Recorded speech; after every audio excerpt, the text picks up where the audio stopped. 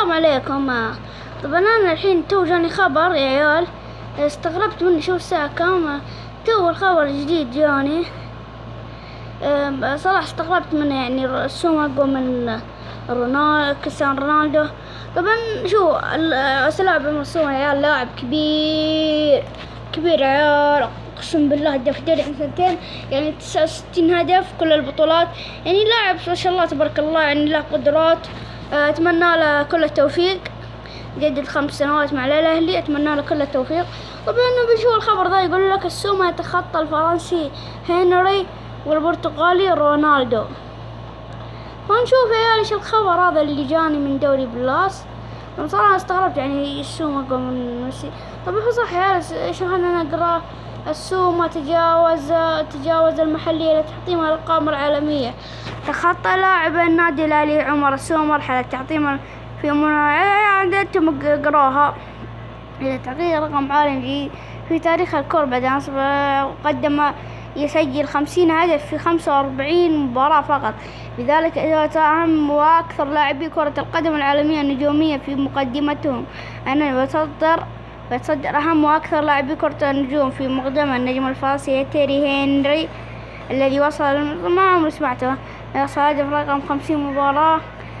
اوف والله العظيم من جد. الحين السومة بدأ، شو يا عيال السومة هنا، ركزوا. السومة يسك 50 هدف في 45 مباراة. هنا يقول 50 هنري، ما أعرف ذا بس شكله قوي والله. 50 هدف في 47، يعني ما شاء الله السومة. مباراة يعيده السومة للمرتبة الثانية عالميا، فيما احتل النجم البرتغالي كريستيانو ثالثا بعد أن وصل إلى 51 مباراة شارك فيها، واحتل المرتبة السويدي إبراهيموفيتش الذي سجل هدف 50 عقب أن شارك في 59.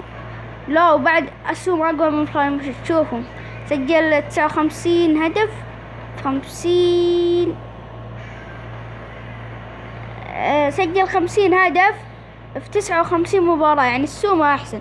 مباراة إضافية إلى اللاعب الذي أندر تجد مشارك في 6 حتى يسجل 50 هدف 65 مباراة يا عيال. أما شو السومة كيف ما شاء الله تبارك الله. وكان عمر السومة قد حقق عمل قصير على المستوى المحلي من المؤسسين. صراحة يعني أنا ما هو علي قراءة، يعني يقول أنا ما أعرف أقراء. يعني من المستوى المحلي من الموسمين السابقين، حيث فرض النجم السوري اسمه منذ لحظات له في دوري جميل تغيير لقب هداف الدوري في موسمين الماضيين.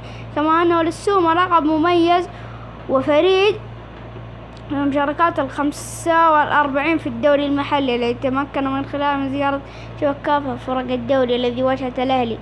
وذكر عمر السومة عبر حسابه الرسمي في تويتر: الحمد لله وأخيرا أبارك لكل هذه النتيجة، بداية ممتازة لموسم طويل وشغل المحافظة على المكاسبات.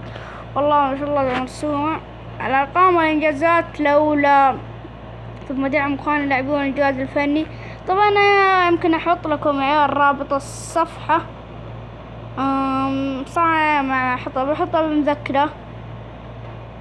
إيش طبعا إن شاء الله يشتغل معاكم الرابط، أتوقع يا رب يشتغل معكم. يعني تطلع لكم الصفحة تقرون. يعني أنا هذا رابط الصفحة.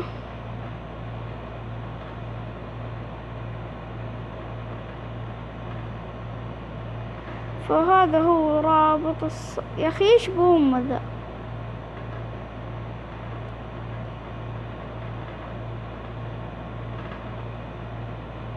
فهنا إيش بهم هذا.